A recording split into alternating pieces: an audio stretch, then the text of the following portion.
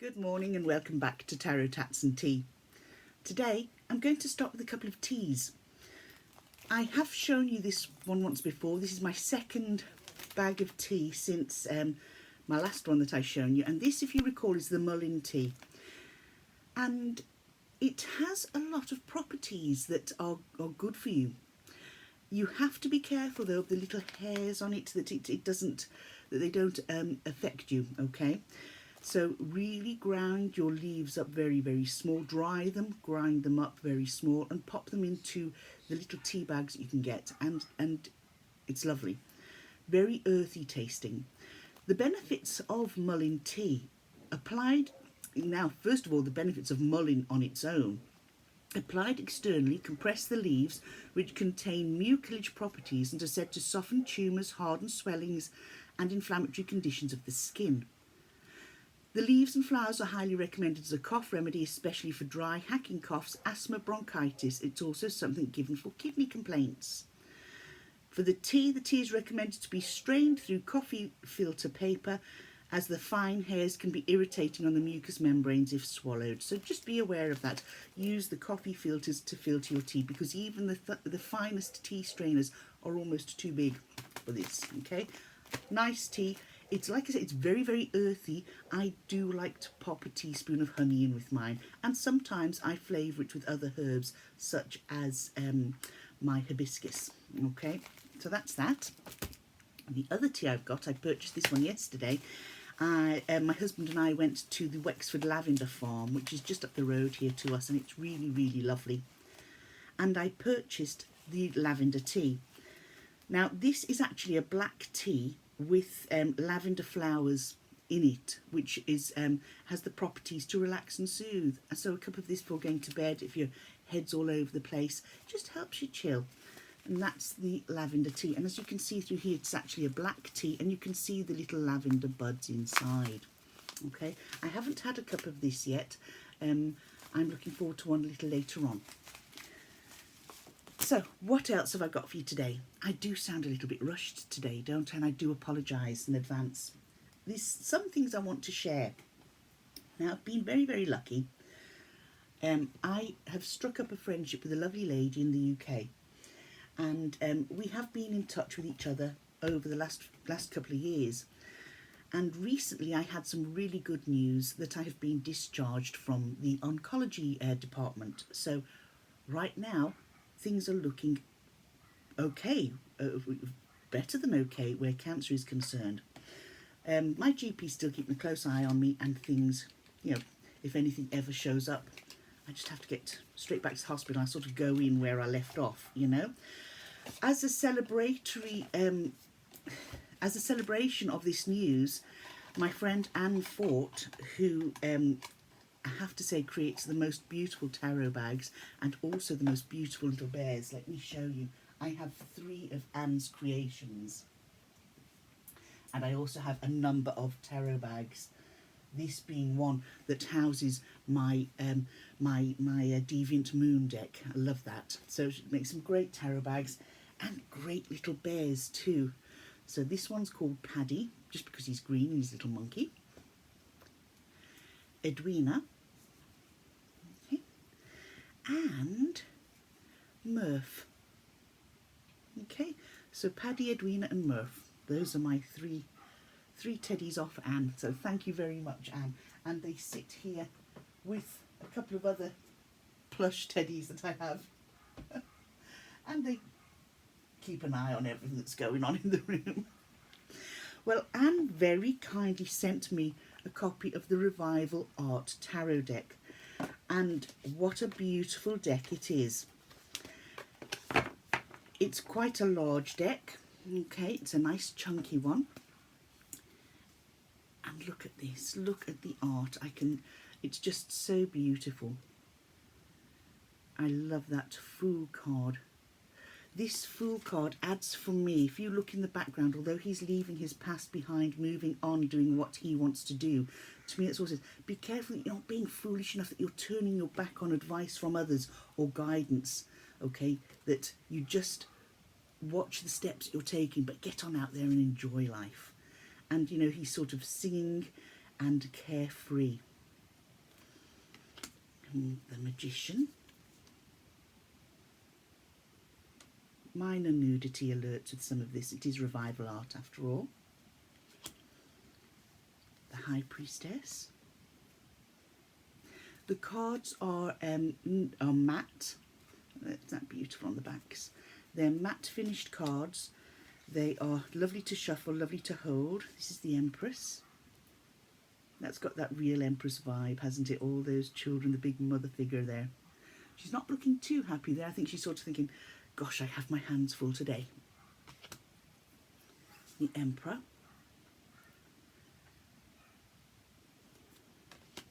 The Hierophant. That sort of very typical sort of look of the sort of bishops and hierarchy of the Catholic Church, aren't they? The Lovers is so innocent and carefree. I love this Lovers card. It's just beautiful. That at that point in time, he's her anchor. You know, that's really nice. I think the Chariot is lovely. There you go. Strength is amazing.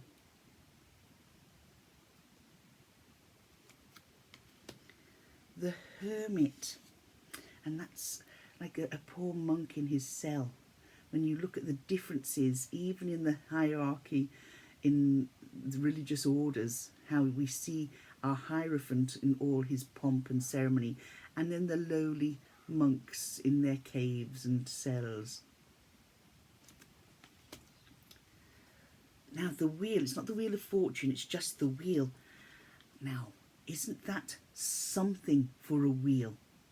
You know, whether you want to call it the Wheel of Fortune or just the wheel. Let's just look at this card for a second. We remember the story of Sleeping Beauty where she pricked her finger on the on the needle of the spindle and slept and slept until she was rescued by a handsome prince. This wheel is indicative of, well, we've got knowledge and know-how, okay? The knowledge in the book, the know-how in the task. And that this knowledge comes with age and experience, but it also comes with a warning that there are good times, there are bad times, because as that wheel spins and that needle moves up and down, no matter how experienced we are in life, there's still the chance that things could sort of prick our finger and slow our journey up a little bit. So, as in life, there's always the ups and downs. Because let's think about this for a second. If we didn't have any ups, there would be no downs, and we would be in this sort of eternal state of, well, nothingness, really. Then we have Justice, and I do like this Justice card. Beautiful. Now, the Hanged Man I find really sad. It reminds me of the persecution of Christ. Where they're whipping him in the temple. They haven't quite put the crown of thorns on him just yet. Okay, it's not to say that is Christ, but I do feel that that's what it's taken from. And, you know, in all that trauma and trials and tribulations, it's the image of a man at that point in time, in one of the darkest moments of his life. And we're taking religion out of this for a second, but looking at that image, we usually see the hanged man hanging by one leg upside down. This man is being hung by his arms. His situation is guaranteeing that he cannot move, that he's being persecuted, that he is in pain. And in his mind, he's having to take himself elsewhere, away from that, and view what's going on here. How is he going to get out of this? And, you know, often we have issues in our life where we think, this is getting me down, and it can feel like you're being whipped by a sort of, not an actual whip, I'm just trying to, our problems hit us on a daily basis, and we get to the point where we think, when's it all going to end? And that is what comes to mind with that. We have Death, and this is possibly one of the nicest death cards I've ever seen. And instead of the Grim Reaper, it's like the Archangel Gabriel is coming to lift you up and take you off to wherever it is you're going. But it's just so beautiful. it puts a very peaceful slant on the death card, that, you know, things won't always be dark and dismal, that the light can shine into your life and things will change. And then sometimes you can be on top of the world and just like that the rug's pulled from under you, but the change is to bring lighter, happier times. Ultimately, it doesn't feel like it at the time. Beautiful, isn't it? Temperance. And again, such a beauty. These cards do have a beauty, but they have a real feeling of peace about them. Even the Hanged Man. The Hanged Man, it's, you know, it's sort of, it's a cruel card in a way, but it's also a card that really does give us food for thought. The Devil. Oh yes. The Devil. You can see there why this is the Devil card, can't you? Even in the skin tone of the two characters, the white and innocent and purity, to the sort of weathered, gnarled look of the Devil there. The Tower. This one reminds me of the, you know, the Sodom and Gomorrah. And I know I am making biblical references to a lot of the cards in here, but this is revival art, and a lot of the art would have been taken from such scenes. But if you think of the story of Sodom and Gomorrah, where the everything collapsed and everybody in the sort of walled area of that town were done away with because of the unpleasantness, the negativity, and at the time the sin that was going on. So again, let's remove ourselves from the religious aspect and look at that today. You know, are we pushing ourselves too far? Are we not taking the rest that we need to take? Are we not being positive and trying to find light and positivity and shed kindness and love, as opposed to this continual sort of party-like atmosphere in some circles that can have this tower effect? And we are all aware of, in modern society, even in our own families, of how life has affected, and life, not just life in society, but choices we make. We can't always blame society and those people that we knock about with for our own actions, because at the end of the day, we're all given brains to use. And yet we know people that have been sort of, I don't like to use the word sucked in, because again, it's through personal choice, but have been won over by drugs or alcohol, and that it has had an effect on their lives. It has created deaths, it has created imprisonments. And it does make you think, when this Tower card arrives, and it arrives very, very suddenly, it sort of wipes the whole situation away. Sometimes it's not a situation we want wiping away, but we end up thinking, well, it's given me a new foundation on which to build something better. And over time, like with the Death card, things do improve, because any change, especially drastic change, seems to come, although like I say, we don't always think so, but it seems to come, and ultimately we look back and say, well, I'm glad that happened. It happened for a reason. The Star card. It's a beautiful card, the Star card. And equally as beautiful, we have the Moon. Oops, sorry.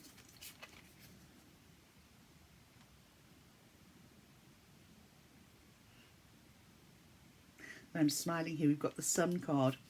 And we don't have the child on horseback, but we do have the child who's happy out, who's celebrating, who's enjoying life with his tambourine, and young enough to, at this moment in time, sort of march on to the beat of his own drum, using a cliche there. But isn't that just full of joy? It really is. I love it. Judgment.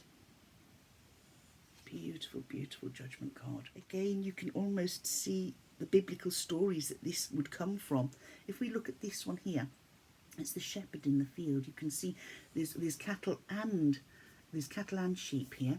So this our farmhand, our shepherd, and the angels coming to announce the birth of Christ or something coming out from the heavens, terrifying the living daylights out these two blokes here on the floor, but telling them this good news: get along here, make choices. You either can follow the path that's going to lead you to happiness, or you can just stay stagnant where you are in fear and darkness.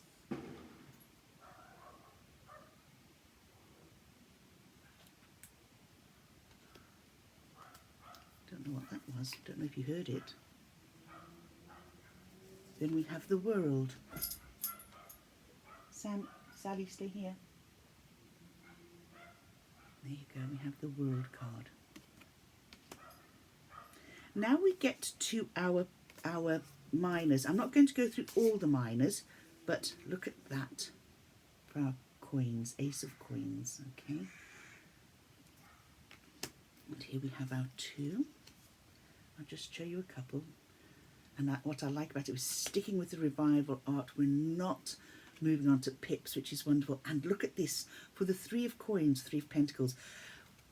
Usually we see 3 people plotting together, don't we? But look at this one. We've got our designer, our planner, our mailman bringing word or documentation, so the third party is there sort of via post or via some written communication. I just love it. I really love it. Oh, doesn't he just remind you of Scrooge, the 4 of coins? So I'm going to fly through now. Oh, I just have to show you the 5. There you go. I'm going to fly through these now. Just want to move on from coins and move to cups.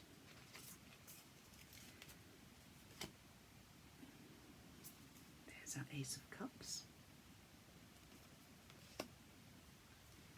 Our 2. Doesn't she look rather pondering? It's as though this sort of, well, you know, let's have a look at this. It's almost as though they're sort of coming to an agreement to have a sort of platonic relationship as opposed to a lover's relationship in a way. Just look at the expression on her face, and she's finding comfort more in her greyhound there that's alongside her whippet. And she's just listening to him. It's almost like he's trying to either convince her, yes, let's turn this from a platonic relationship into something more. Or, look, I just think a platonic relationship would be best. We've got to work here together, and we don't want anything sort of muddying the waters when it comes to making business decisions, etc., etc. You know? Don't know. Our 3 of cups, always celebratory, beautiful and full of colour. Yep. And our 4 of cups, there we go. I'm quickly going to show you the 5 of cups, because this does have a little feeling of sadness with it. And this reflects times that I have felt like this. Especially, you know, when we've got the passing of family or friends, and sitting down and mulling it over and looking at what's gone. And for that moment, forgetting to look up and see what we actually have. And as we age, what we have will always change, you know, and it's seeing that we do have things to carry us through. We just need to be strong. And the 6 is beautiful, as are all the other cards. And I want to take you on to swords now. So there's the 6 quickly before we go. Isn't that gorgeous? Beautiful. Ace of Swords. Oh, look at the richness, the beauty of that, the deep colours. I love that. That's someone that's come back, disarmed themselves, and happy out with what the outcome of whatever it was. It might have been a battle, but they got there. Here's our 2 of Swords now. Although we have a cherub on each shoulder, we've got each cherub whispering into this person's ear. 2 decisions. Which one does she take? 2 lots of advice. Which one does she take? Here's our 3 of Swords, and that person does look sad. does look broken-hearted. Doesn't she remind you of the little match girl from Hans Christian Andersen's stories? Simply stunning. And then we have the Four of Swords, and there's our knight resting up with his loyal companion watching over him. So very much a Four of Swords card. Beautiful. Isn't it amazing how people can take an art style and create an absolutely stunning deck with aspects from paintings, you know, of old. It's just wonderful. I'm going to move on here and show you a couple of the wands. There's our Ace of Wands.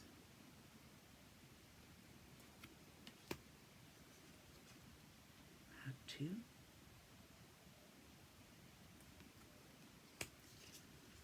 3. Is that amazing?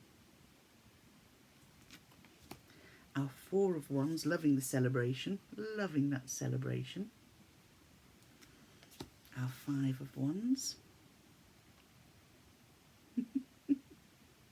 You can actually envisage that, can't you, happening? And our Six of Wands. And I shall just peek at the end, just give you some idea of the court cards. I'll use the wands for that. That's a page. Oh, very similar, but you know, related to the suit. That's our knight. Our knight looks very regal. That is, it's almost like the knight is coming up to kingship, doesn't it, with all that regalia. There's our wands. That knight could be the king's son, Charles and William. There we go. So this here is the Revival Art Tarot cards. Okay, it's it's created in Tarocco Studios. It's beautiful. It comes with a little book, okay, and it gives you an idea of the meanings. I'll just read some of the front of the book here. Every now and then, one paints a picture that seems to have opened a door and serves as a stepping stone to other things. I do feel that these are lovely cards. You know, now these I am actually going to use these as a tarot deck to read for myself and others. I also, because a lot of the times I don't, you know, I get that vibe, but this one, I think this is going to be a real strong reader. It's absolutely beautiful. Many people know that the visual energy of paintings can have a huge impact on the perception and understanding of the environment, as well as our own psychological state. Each picture has a strong energy, its own special mood, and this state of the picture can be understood easily. I totally agree. Working with this deck, you can determine the potential of this deck at its first touch. That I agree with entirely. The first touch, but I have to agree, the energy of this deck for me is positive, strong. It carries a calmness about it, but in that calmness, it also carries a little bit of a depth of darkness, as we saw with the likes of the Hangman, the Tower, and the Devil. I just love this. And Anne, if you're watching this, thank you ever so much. It was such a generous and kind thing for you to do, and thank you, thank you, thank you. Now, this is going to be quite a long video today, so I'll apologise in advance. I couldn't go any slower with this deck because it's just too beautiful to, you know, fly through it. It has to be seen. Now, there are two decks I'm just going to quickly show you. I'm not going to go through the whole deck. I was very lucky again. This last weekend, my son was up visiting us, and we both like this local esoteric shop in Gorey, which is called Fragrant Heaven. It's beautiful. So they had some decks there, and I thought they're just lovely. And so my son and I did get some goodies. So this is the Sugar Skull Tarot Deck and Guidebook by David A. Ross, and it's illustrated by Carolina Martinez. Comes with a nice hefty little book. Okay, and the book inside has illustrations of all the cards in the pack. The cards again are matte, they're squared. I might round the corners on them. Actually, no, I don't think I will, because That's possibly the only actual squared deck I got. Oh, that other one was, that was squared, was it? But look at that. So this is the Fool. This is the style of art, okay?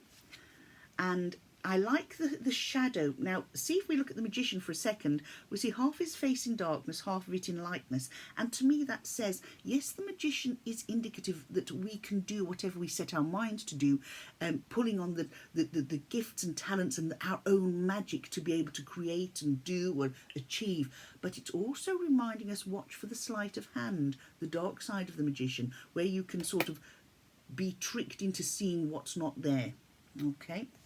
The High Priestess, and all of them have this dual side to their face, which is our light and dark, okay? I just feel, to me, you don't need to have your deck reversed as such, because when you're reading this card, you can sort of look, yes, take the advice of such and such a person, but, so if we're looking at the Hierophant, for instance, make sure his advice is right for you and he's not doing anything where he could prosper off the work your own back type of thing, you know, that sort of thing. Now, our Lovers is a strange one because, well, I say a strange one, we have that light, we don't have the light and dark in the faces. Instead, it's the sugar skull masks. And if we look at the, you know, that's the sort of the Day of the Dead, isn't it? And it's all sort of encompassing the spirit of everything. So this is, I'll just go through, you can see now, so there you go, there's the strength, etc. And our minors are not pips, they're again, same style art. They're colourful, they're a nice size to handle, they're nice to shuffle. So that is the Sugar Skull Tarot deck and guidebook. If anybody wants me to do a deeper walkthrough on that, do put the comments in the box down below, and I'll gladly revisit that, doing a proper walkthrough. I just wanted to really spend more time on that because that has won my heart over. Now this is a deck that I'd seen in the past and I'd never really purchased it because I was in two minds about it. So seeing it in this same shop, I thought, do you know, I'm actually going to take it. It's called to me so many times. This is the English Magic Tarot. I'll read the blurb on the back. The first deck of its kind based explicitly on the English magical tradition. This captivating new tarot deck draws us into the vibrant but often hidden world of English magic, evoking a golden age of mysticism when John Dee and Queen Elizabeth's court astrologer antiquarian John Aubrey rediscovered ancient sacred sites, and the great physicist Isaac Newton studied alchemy. The English Magic Tarot takes the cards in the colourful yet turbulent period of English history that stretches from the time of Henry VIII to the Restoration. During this time of upheaval, archetypal forces were very much at play, making this a perfect setting for the cards. Brought to you by renowned artist Rex van Ryn, colourist Steve Dooley, and writer Andy Letcher, this deck has a dynamic graphic style. There are unique twists to some of the traditional images with riddles, references and lore buried within them that will draw you even deeper into the mystery and meaning of the cards. The English Magic Tarot opens up a rich new pathway into the cards that will delight novice and experienced tarot users alike. So it's in a two-part box. Whoops. Those are the title cards that I just put to one side. I do like the backs. I do like the backs. Now, this comes with a lovely book. Okay, a nice thick book that gives us quite an in-depth discussion on each of the cards. We have the description, the interpretation. The interpretation is quite lengthy. The description literally describes the image on the cards. And you have, so like, for instance, the Fool, you have a title, Sweet Holy Innocence. Description, the Fool strides across the English countryside. He wears a fabulous multicoloured costume and a hare gambols at his feet. And then we go into the interpretation and the reading. The reading's only a couple of lines long. Embrace the Fool, take a leap into the dark. If he appears reversed, then it's time to stop acting the fool. You're not coming from a place of open-heartedness. So that's what I like. It sort of gives you a deep interpretation of the actual card, but then it moves on to you know, just a couple of lines for the reading. Now, what irked me about this deck. I opened it to these beautiful cards. Look at the majors. Okay, I'm just going to fly through this. Okay, the majors are really beautiful. I love the fact, now this annoyed me, it's been cut skew. Okay, that annoyed me immensely because it just did. Okay, so I think it's only on a couple of the cards that we see that. We have symbols, sort of runic symbols on the cards as well, and we have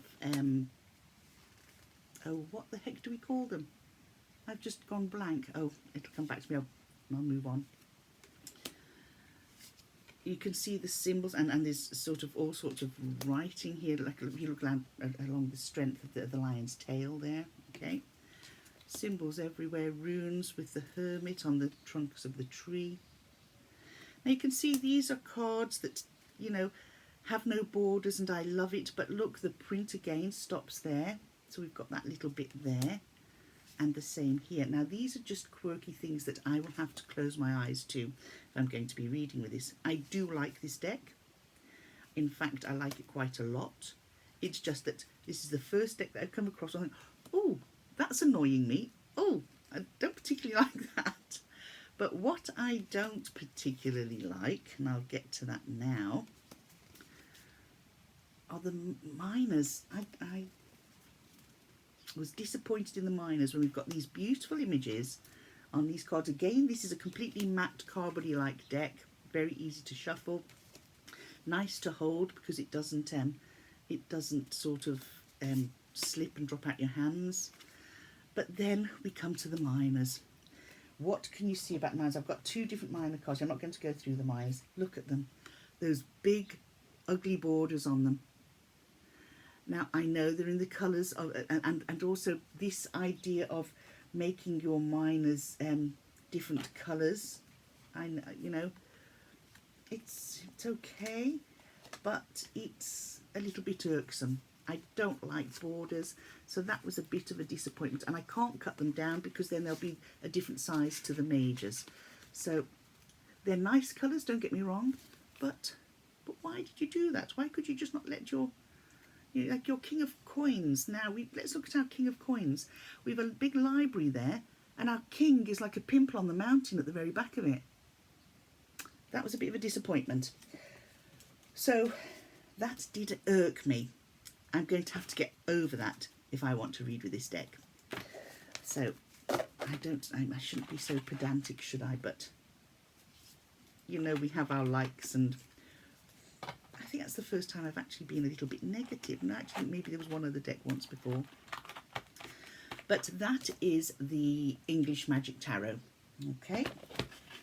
Now, two decks arrived for me today in the post. These I have been waiting on for a long time, and it is not the creator's issue, it's our postal system. I tell you, I don't know what the hell's going on with the post, but it's not fun. These have taken a long time to get here. I'm just going to fly through them with you. I will go more in depth later on if people want me to. Now, the first time I ordered these, they were sent out, and they didn't, because I'm in Ireland and these were coming from the USA, I had them sent to what we call an address pal. So here in Ireland, you can open what's called an address pal in the UK and the USA. So what happens is you have a USA address for any parcels to go to, and then Irish Post takes over, An Post takes over, and you're charged your fees before it comes into the country, but they get there. It's like a secure way. It doesn't come through normal post. And the same the UK goes to the address pal in the UK, and like that is forwarded on to myself. It's anything that, you know, that's either overly expensive in postage. If it was going to come by post, it really cuts those costs. You just pay your An Post fee. But the first lot got lost in its journey from the creator to the An Post hub. So the creator kindly, without even a quibble, not only sent the two decks again, but included a gift, and you know, which was really, really thoughtful. And I have now, if that first deck ever does arrive, that first two decks do arrive, I will make arrangements and get them back to the creator. So these are two different decks that, first of all, one's an oracle deck and the other is a Kipper deck. And this is the Kipper fortune telling deck by Ciro Marchetti. Okay, so in his Findersekel deck, situated in Victorian England, Ciro Marchetti has created the contemporary heir to the Kipper tradition with 3 supplemental cards. The deck represents human experiences across all echelons of society. Card meanings are provided by 3 expert Kipper readers.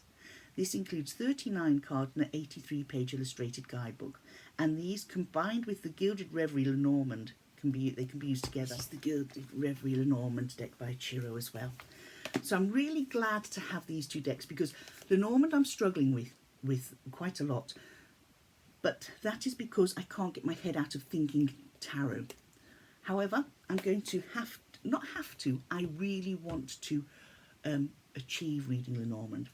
But besides the Kipper card, I've also got the Oracle of Visions, okay? And the Oracle of Visions, through each lush Victorian carnival and theatrical image, the Oracle of Visions deck offers unique perspectives for intuitive and insightful readings. The imaginative scenes encourage us to set aside preconceived ideas and open ourselves up to new ways of looking at our choices and decisions. And this set includes 52 cards and a 140-page booklet. So I'll pop the Lenormand to one side for now, and we'll look at the Kipper cards. Now, this is the book that comes with it, okay? Little Kipper card book, and each card is explained herein, okay? So I'm just going to use my scalpel to take the, this is what I use as this is my craft knife, okay? But it's great because it's such a thin blade, I can just slide it in under there and open that without even touching the cards, which is brilliant. This tiny little deck, because it is a tiny little deck, it's a beautiful little deck, has the most gorgeous gilding on it. Now, I know lots of people don't like gilding. I do, I like shiny things. I think I might have been a magpie in a previous life. Let's have a look. So, the Kipper cards, we have male. And again, I think we have the same in a Lenormand. Main female. So that means to me there must be another. Was that main male or just male? Oh, that's main male, sorry. Main male. Main female. So just on looking at these, having not read anything at all, would you pick a male or female to act as a card for yourself? If you're reading for yourself, would you pick, right, that's me, that's the female, and read around it? So, marriage, courtship, they're all life situations. We have a mature man and we have a mature woman. Message, and the cards are numbered. We have a false person, somebody to be wary of. Change. Journey. Sudden wealth. Oh gosh, wouldn't that be nice? Wouldn't that be nice if that came up in a reading for myself now? If I'm, sudden wealth. Bye-bye mortgage. Privileged lady. So you see, what I'm liking already is that we sort of have different stages. We have the young courting couple. We have the main character of a man, the main character of a woman, who I would say would be possibly middle-aged parents type of thing. We have our older couple, and then we have our wealthy man, okay? A message of concern. Lovers. Thoughts. I think he's got his mind on another lady or a lady. Gift. Child. Coffin. House. I do like the look of that house. It'd be like the Addams Family sort of mansion type of thing. Oh, that would suit me to the ground. Family room. An official person. Courthouse. Thief. And this thief here is stealing a pocket watch. So that could be the thief, a thief of time. What is stealing your time? Or could it be that this person wants your time, but this person is stealing your time from this little one? A couple of ways of reading it there. High honour. Great fortune. Unexpected income. Oh, nice one. Expectation. Imprisonment. My goodness, we can look at that imprisonment in all sorts of ways, couldn't we? Are we imprisoned in our own thoughts, in our own feelings? Are we allowing others to imprison us in what we say or do because of their outlook or desires or approval? Or is it physical imprisonment? That'll be one to be interesting to have a read about. Judication. A bit like our judgment card, isn't it? Judication. Bad health. Oh gosh, I don't need any more of that. Despair. Things not going right. Concern. And many, many parents will know that feeling. Occupation. Pathway. I love that pathway card. Distant horizons. Do you know, this distant horizons is beautiful, but I love the colour of the sails on the ship.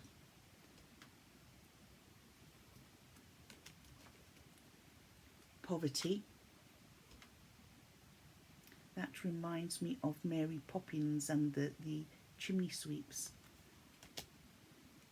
Toil and labour. When I was in school and we were doing the Industrial Revolution, I think that's way gone. I don't even know if they even teach that anymore.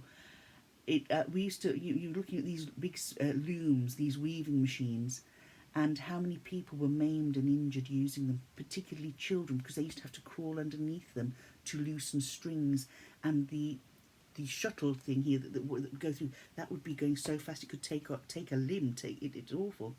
Then we have community. Isn't it funny how an image just makes something pop into your mind? Oh, I remember learning about that. So these are the Kipper cards. I tell you what I want to do. It was the... Which card was I looking at that I said it would be nice to see what that says? Was it? It was the imprisonment. What number is imprisonment? Let's just have a quick look there. 29, and we'll look and see what it says in the book about this. Okay, so let's have a look. Where did I put the book? Right here. And we'll look at card 29. Imprisonment. On this challenging card we see a pair of battered hands clutching the iron bars in harsh prison. The tattered sleeve offers scant cover to the set of bony wrists. Literally, this card is a prison, jail, asylum, rehab centre, bank or military barracks. More abstractly, it stands for any locked, off-limits and secured place. It represents a sense of confinement, imprisonment, isolation, a desperate, motionless. While expectation card number 28 has a sense of time limit to it, this card does not. This card of being trapped, whether in a relationship, job, situation, speaks of fear, loneliness and isolation. When combined with card 23, the courthouse, this card is literally prison or jail time. So there is a literal meaning with this. With card 31, bad health, it can be hospitalised or illness. It refers to large buildings, institutions and bad luck. While this card does not have a particular time frame, it does indicate time seemingly to pass very slowly. Perhaps you are facing insurmountable barriers. Imprisonment does not necessarily refer to a prison sentence, but describes all kinds of isolation and renunciation. You might be experiencing an unfulfilled love, or a relationship that is characterised by restrictions or resignations. even professionally. This card characterises restraints, that is forced. Pretty much the feeling I was getting from that card when I stated, are you imprisoned here and here because of the ideals of others and not feeling free to express your own ideals? Beyond the basic description of physical incarceration, this imagery might represent emotional imprisonment. It might mean being trapped in a personal or contractual relationship where your options may be restricted by feelings of guilt, your conscience, legal obligations, or financial limitations. Perfect. Perfect. You could actually feel that from that vibe of that card. I really am going to enjoy reading with these, I think, or learning to read with them anyway, because it's going to be a learning curve first, because this is a first for me. I was just attracted to them when I was looking up Chiro's Etsy, and I thought, yep, I'm going to have a little go at them. What's that, Sam? What's the matter? You like them, do you? Sam's airing his opinion there, so he is. It's only the chickens laying eggs. A neighbour of mine has some chickens and we get eggs from them. You can hear them laying now. It always sets Sam off. And so that, I think, will work with this. And I think having the two, pretty much like getting the Mildred Payne's Secret Pocket Oracle opened up the Deviant Moon for me, you know? Just bear with me. And now we have the Oracle of Visions. This comes with a nice chunky book as well, okay? And it's got a page each to each one, to each card. A black and white images inside, and beautiful. I love books like this with decks. And once again, my little scalpel is going to come in handy. These are nice big cards. You see, I like big cards. I like all cards. I don't have a preference for large or small cards. If I like the art, if I gel with the card, I like the card no matter its size. At the very beginning, I wasn't a fan of smaller cards because I've got big hands, big chunky hands, and I just found they got lost in my hands until you learn to handle them. Here we go. These are the backs. Anyway, let's have a look at this. Now, we don't have names on these, okay? These are just images with numbers on them, with no actual names. So you would need to refer to your guidebook when you see these, but just look at the art. Oh, look at this one, for instance. Is that seeing yourself in the past or envisaging yourself as an older you? And it's definitely the same person because we have the same star tattoo. So is it the person on the right looking back to their youth, or someone on the left looking forward to their dotage? Let's have a look at that one in the book, shall we? Number 4. Card numero 4. Where are we? Card 2, card 3, card 4. Perspective or point of view. I was once like you are now, and I know that it's not easy to be calm when you found something going on. But take your time, think a lot. Why? Think of everything you've got. For you will still be here tomorrow, but your dreams may not. Now that's lyrics from Father and Son by Cat Stevens, and the card says, there may be no right or wrong. The view is the same, but the perception is different. Fresh ideas and experience share the same eyes, but a different vision. Two manifestations of the same person share a commonality, one from the fresh, eager innocence of youth, the other from the calmer, sobering maturity of experience. Both grasp the same mask in unison, their destinies entwined, and ultimately inseparable. At some point, both will see the same vision. I like that. These cards, I feel, because there's no name there to sort of lead you or guide you down a path, oracle cards, these are there to guide you from your intuition. Okay, you can use the book, but I do feel that these have the potential to be readers from the heart, from your heart and soul, what the image leads you to see. For me, look at this one here. We're looking at card number 6 now. To me, look at the peace and harmony, cleansing waters, new growth, the colour surrounding this person here. It's almost like an aura shining, that whatever's gone on in her past, she's found peace, tranquil waters, you know, and the sound of water I find very peaceful. Now it's funny because my daughter, if she hears trickling water, she can't cope with it. She has, you know, what do they call it, when even the sound of someone eating drives her. Now I don't like the sound of someone eating, but it drives my daughter insane. Misophonia. She can't stand the sound of clocks ticking. So a water feature with just the sound of water slowly running or dripping drives her insane.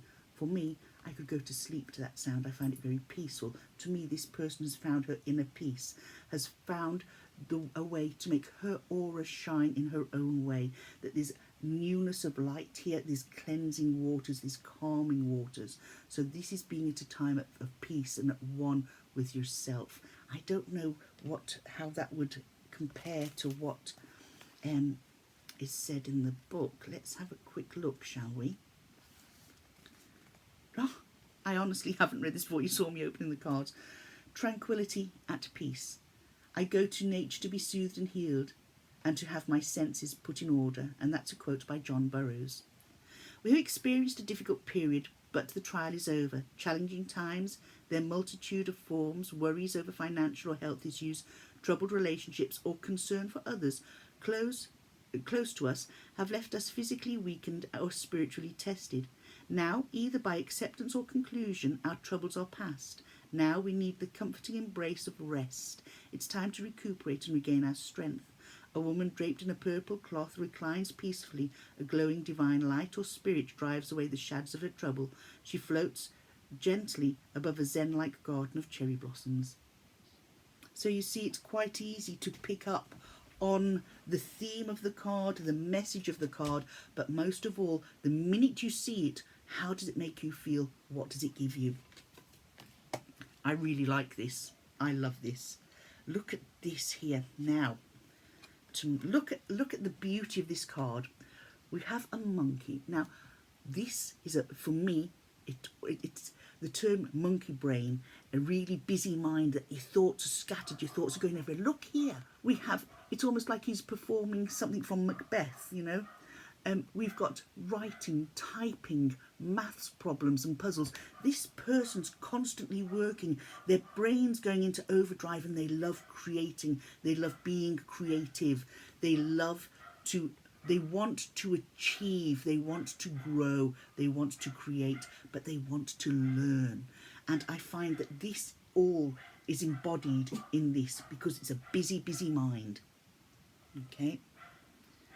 Again, I don't know if that's what it says in the book, and I'm not going to go forward and look at the book now. I'm just going to take what I feel from this. Don't let that bother you, Sam. You can hear we have a lot of dog barking in our neighbourhood. And chickens squawking. Look at this. This is almost like our alchemist, okay? And it's almost like he's taking, we have the image for the sun and spirit here on his head, okay? And it's like he is creating something. Now, when you first look at this person's face, you think, that's a very strong face, but it's a very determined face, serious face. And alchemy is a serious thing. This is mixing potions. This is something that could heal or could cause death. This is something that he needs to be careful of, and it's putting what he's getting from spirit into practice. It's telling you to be creative, to listen to your spirit, to put into practice what you know. If you've got skills and talents, to share it, but be wary. Don't give it away for free. But also, I feel that this is also, the way he's looking at this, well, this is either going to kill or cure. Be careful what you hand out. Be careful what you create. That it's not for the demise of others, but for the health and growing. And you know, sometimes people say, oh well, you know, people get bad luck, they deserve it. Karma, yes, let karma kick people in the backside. Don't let it be you. Let's have a look and see what it says about number 8. I'm curious about that. I might completely be off kilter. We'll soon find out.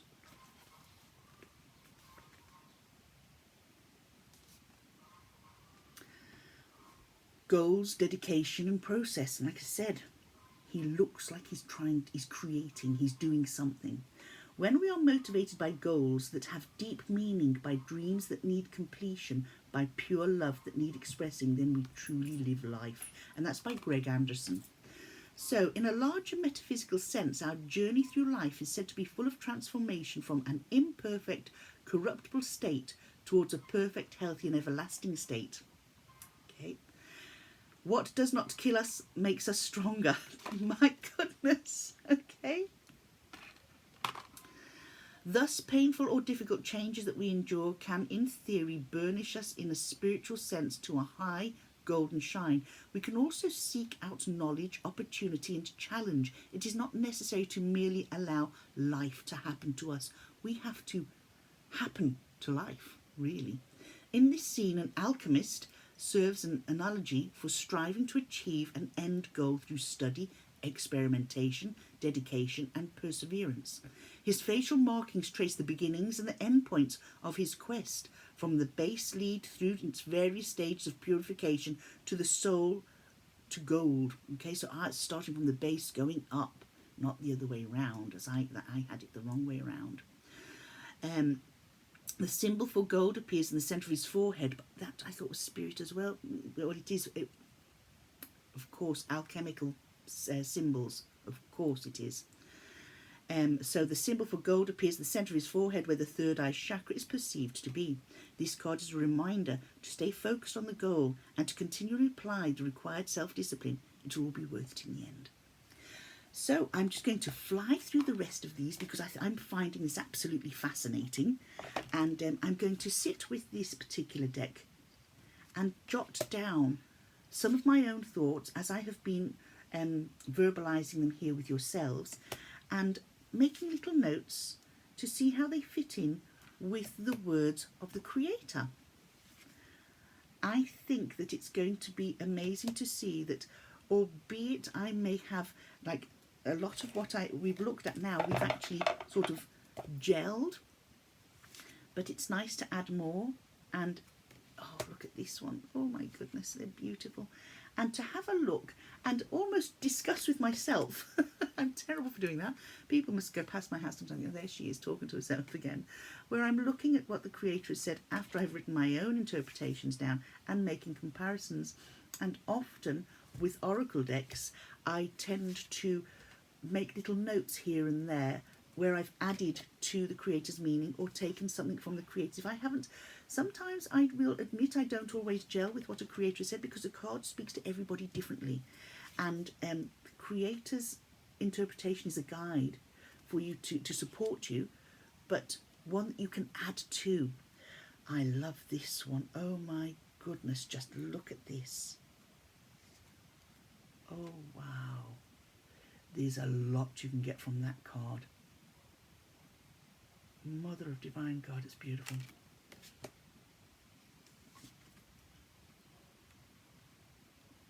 Game of chance. That's like life really, isn't it? It's all a game of chance. So you can see the artwork is beautiful. The artwork speaks to you very much in a similar way to what the Revival Art Tarot deck speaks to me. It's something where you can get your intuitive messages, whether you use the guidance of the creator, it's down to you. I find that it's very, very rewarding. It's almost like being given a second gift, because you've got the gift of the cards and then the gift of what's going on in their mind and how they've interpreted their own art, you know, and then your interpretations matched with that. You can have such deep readings with cards like this. It's how much you want to put into it. This reminds me very much about this next one, of our strength card in tarot. But oh my gosh, look at that. And that's inner strength. But also not just inner strength. That lady there, cloaked. Someone could come across her and see and go, I wouldn't want to mess with her. There's an aura about her that screams that she's got the strength to do this. She might not feel that because we see by her arms crossed that maybe she's trying to protect herself, maybe she's not feeling great, maybe she's not feeling confident to take that next step to go into the woods or to come out from the woods and rejoin society. But she's having to rely on that inner strength. Other people think that she's very strong. Other people see her as being strong because that aura that glows off her, that strength. But she needs to see that in herself.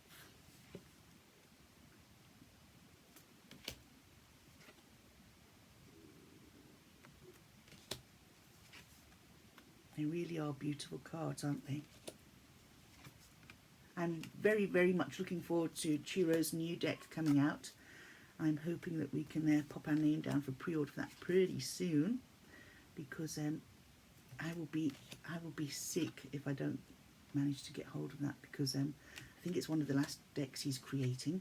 I might be wrong, but I'm sure I read that somewhere.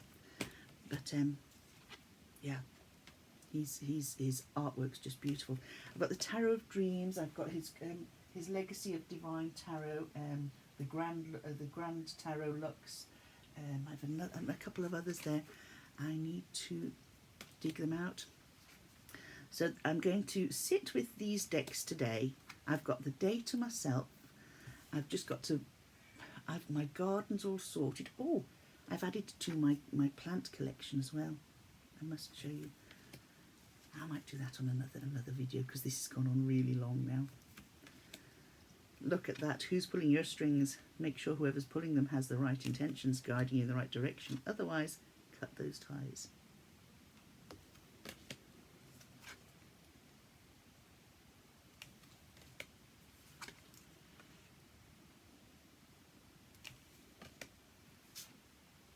They're just stunningly gorgeous.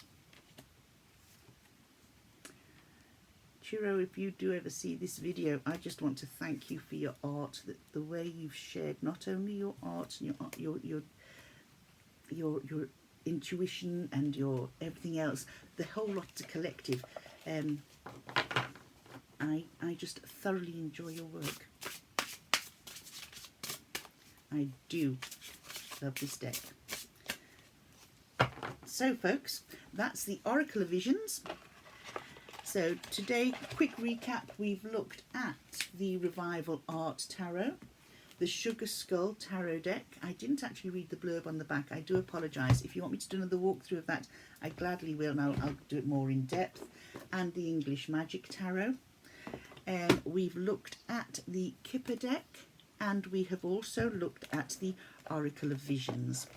So on that note, I'm going to thank you for being here with me today, and I hope that whatever you're doing today brings you happiness and joy and peace. And if there are times that you're going through are difficult, remember it's not always going to be difficult. Remember that wheel. The ups and downs in life, we roll with both if we can. And if you feel you're not strong enough to, then call on those others to help carry you. Take care. Lovely chatting to you as always, and I'll see you again soon. Bye now.